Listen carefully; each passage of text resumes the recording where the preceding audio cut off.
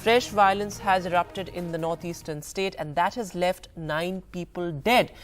This happened in Manipur's Khamenlok area. Several are also injured. As far as this fresh violence is concerned, there was late night firing in the area. That's what army sources have told NDTV. Now remember, earlier the Manipur government had decided to relax curfew in several key areas, but now the government has decided to restrict the curfew relaxation given the reports of fresh violence. My colleague Ratnadeep is now joining us on the phone line.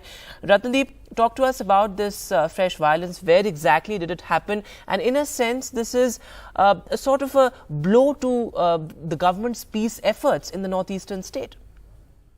That's right. In fact, what we are picking up from our police and army sources is that this area, which is in the border area between the Imphal East and the Kankopi district, this is an area where in the past 3 days there have been tension in the area. There have been build-ups. You have 2 communities who are at loggerheads, and there have been reports of arson and gunfights in that area. And it all started from a village which is known as Khopibong, and then subsequently 8 other villages were reportedly burned down in that area. That's what we are picking from army and police sources.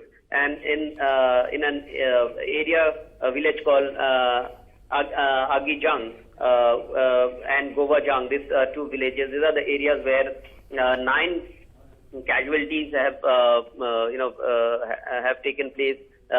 Remember, in Manipur already there are over 1,000 weapons which have been recovered, which were looted from police armory. So civilians, unfortunately, still have access to guns and ammunition, and that has been used in several of these attacks and counter-attacks on villages on both sides, from both communities. In fact, 9 people have died in this, whereas several people are injured. They have been rushed to state capital Imphal. This incident have taken place since 7 p.m. last night, and 8 villages were burnt. So this burning of the villages started from the lower reaches foothills and went a little upper. Remember, these are the areas which mark the boundaries between the valley region, Imphal Valley region, and the hill region. The valley region is dominated by the Meiteis, and the hill region is dominated by the tribal groups, including the Kukis.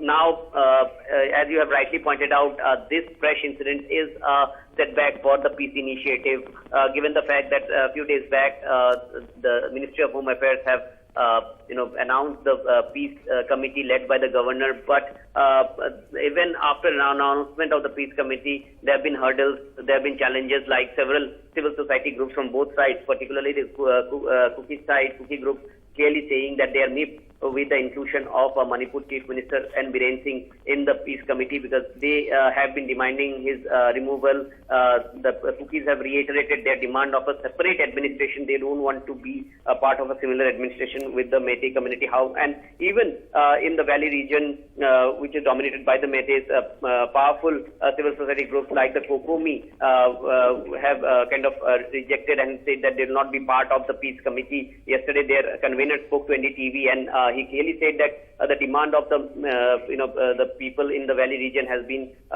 withdrawal of the suspension of operation agreement with the Kuki militant groups before peace process. So there are demands and counter demands from both sides, which both the communities want center to fulfill before the peace process starts. So these are the challenges, and now fresh violence is a major challenge. But what remains to be answered, perhaps by the Ministry of Home Affairs, by the security agencies, by army, is the fact that there is a huge presence of armed security forces in Manipur, and despite their presence, how these incidents are taking place, how despite imposition of curfew, people have been able to come out on the streets. And remember, there was a shoot-at-sight order issued in Manipur from the first day of the violence, in fact. And so despite all these measures, how the people from both these communities have been able to get involved into tussle is something that perhaps now